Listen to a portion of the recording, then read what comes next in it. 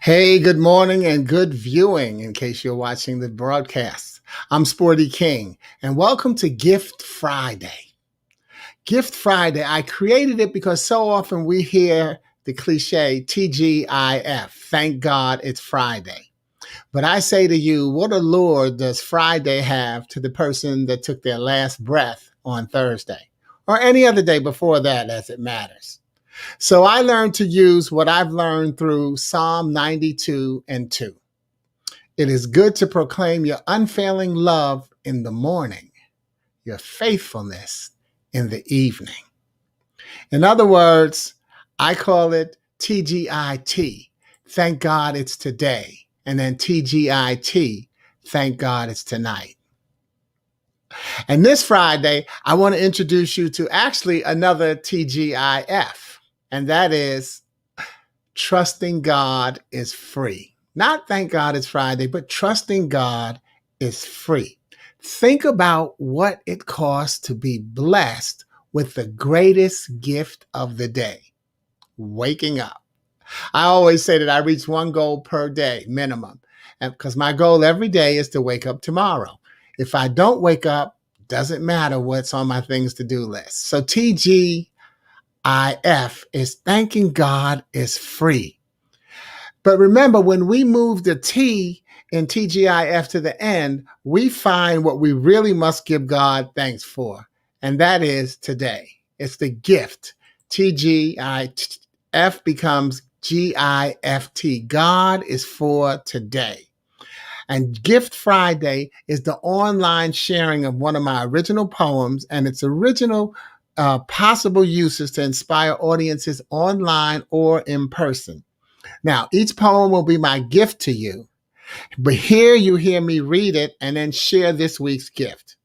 Then you can click on the link and download your keepsake colorful poem. Today's gift is a reminder of that trust and freedom associated with our faith in God. And it also wonderfully fits into the legacy of the man we celebrate this weekend, Dr. Martin Luther King Jr., and his dream of what he saw from the mountaintop.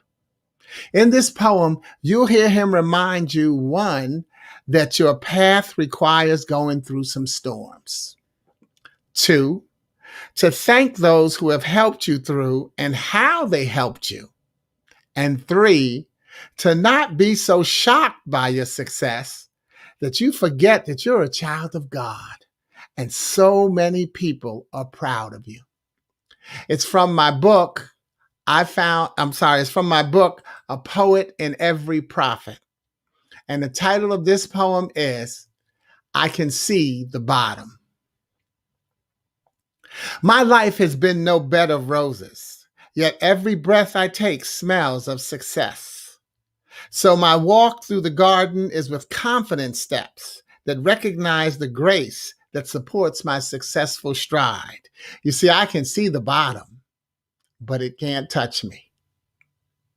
So as this celebration settles into my book of life, I throw the seeds of thanks to the many of you who have seen to it that I grow along the way, knowing that your water has helped me flower into the beautiful adult I stretch to be. You see, I can see the bottom, but it can't touch me. There are times where your water showed itself as sweat, with your working extra hard to put food on the table, a roof overhead, even those as tears of trial or testimonious joy, with your sincere concern for my well-being. Yes, I can see the bottom, but it can't touch me. So as I prepare to strengthen my pride, I refuse to pinch myself or dare to lose this portrait of my people gathered peacefully to celebrate me. And what I graduate to is a clearer understanding of the light I bring into your life with my smile, with my obedience, with my success. See, I can see the bottom, but it can't touch me. And just as Dr. King reminds you, Scripture reminds you that you do not walk alone. And more importantly, that you don't always have to see who's walking with you. You just have to trust and believe. This passage from the Bible comes from after King Darius was tricked into signing a law that decreed anyone praying to anyone except King Darius for the next 30 days will be thrown to the lions. Now, it's from the book of Daniel, and a lot of us are familiar with, and I know a few weeks ago I did a broadcast that talked um, about Daniel, Meshach, Shadrach, Meshach, and Abednego when Daniel and his two friends were thrown into the burning furnace for not bowing to King Nebuchadnezzar's golden statue. Well, this is now later in the book of Daniel. King Nebuchadnezzar is gone. Daniel's still around, but now it's a King Darius Daniel has also found favor with King Darius, and he's in charge of one of the provinces. Well, the other administrators were jealous of Daniel. So they tricked Darius. Oh, let me read what I've got. His administrators had tricked him into signing it because they were jealous of Daniel and wanted to find a way to get rid of him. So sure enough, because of the law, Darius had to sentence Daniel to be thrown to the lions. Well, the spoiler alert is that most of us have heard the story of Daniel in the lion's den, and we know that he survived. The scripture I'll share with you now connects to the reminders in today's poem telling you what went on while Daniel was in the bottom. And I'm sorry, what went on while Daniel was in the den, and adds one more reminder that the bottom can't touch you. So this is from Daniel 6. Let me get this. This is from Daniel 6, 18 through 20. Then the king returned to his palace and spent the night fasting. He refused his usual entertainment and couldn't sleep at all that night. Very early the next morning, the king hurried out to the lion's den. When he got there, he called out in anguish, "Daniel, servant of the living God, was your God, whom you worship continually, able to rescue you from the lions?" In other words, someone is praying so hard for you that they cannot sleep. Because did you hear that? Then the king returned to his palace and spent the night fasting.